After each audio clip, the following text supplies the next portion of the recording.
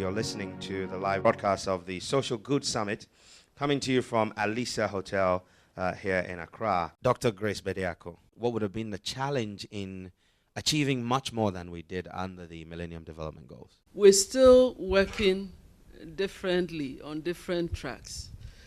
And some of these actions required interconnectivities. And if you don't have the information, you don't know what additional investment you might need to make in order to keep your goals on track. Now, for George Bimpe, what do you make of the achievements so far? If today we are saying that we have made progress, we need to put it into proper perspective to say that could we have done better? Where did private sector step in to bridge the gap? The private sector is willing and ready, but the economic conditions, the investment climate, if they're not conducive, private sector does not invest. And if they don't invest in the activities and the resources, it does not seep down to the level where we can influence all these things. Kojo Sedega, as economic analyst with the UNDP, do you think that there was a sufficient education as far as the Millennium Development Goals are concerned? The Millennium Development Goals were formed by heads of states way back in 2000.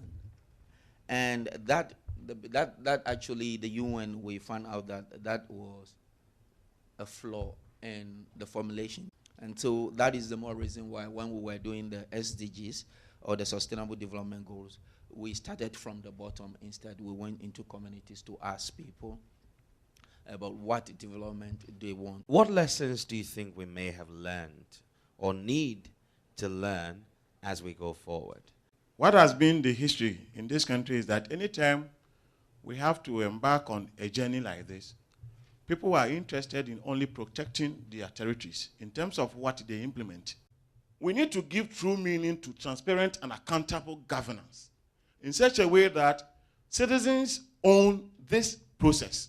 We also have the lack of infrastructure to provide the framework within which the private sector can also drive the economy. What do you make of the choices we have made? Unless the government releases the iron grip on the economy for private sector to participate, we're not going to go anywhere.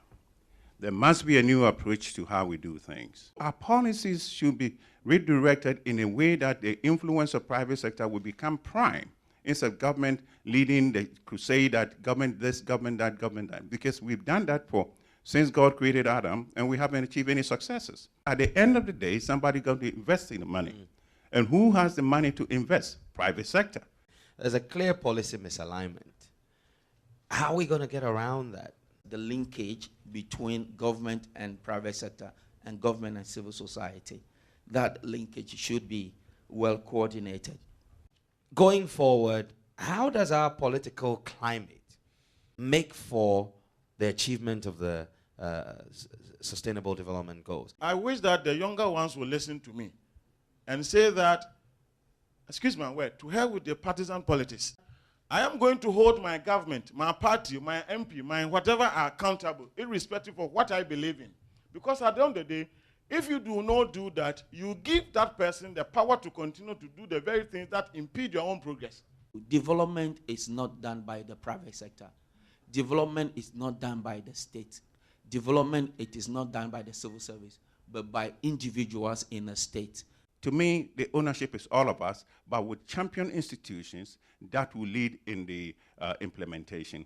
We don't engage ourselves in intellectual discussions, so I don't like it. But I call, instead of saying why it may not be the way to go, we start attacking individuals. We're going to open the floor for further interaction with our audience here. You are proposing that the citizenry must, Ghanaians must.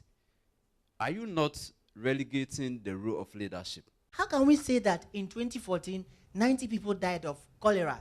Then we say a lot has been achieved. Please, the hashtag should work from now. You will take advantage of opportunities within the framework that has been defined and accepted globally. and say that you will make a difference for yourself and for society. If we commit to doing this and ensuring continuity, we will get there. Let's prioritize our capital mobilization locally if we want to own our, our destiny by ourselves. I strongly believe that if we do our part, we should be able to generate a lot of resources in Ghana to finance our development needs. Quite a number of participation from our virtual audience. We need to be so passionate about our development that as a people, we not need to be told twice what to do. I think those are very, very good words to end this session.